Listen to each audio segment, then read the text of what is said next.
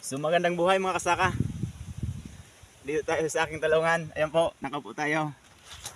Kasi mainit pa dun sa baba. Dito sa taas medyo malilim na. Ayan po. Yung ginagawa ko dito, nagtatanggal ako ng dahon sa baba. Ayan. Ayan po. Para malinis tingnan yung matatandang dahon sa baba. Ayan o. Dami ng dahon na tanggal ko. Ayan po kasaka. Yan. Linis ng balat niya. Ayan o. Ayan o, malalaki. So, yan po kasaka. Habang sobrang init pa, dito muna tayo sa taas. Ayan po. Dito kasi hindi na mainit sa taas.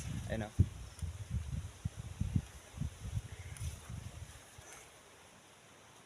Magtaguan tayo kasaka. Ayan o. Grabe. Ayan po. Ang lalaki na.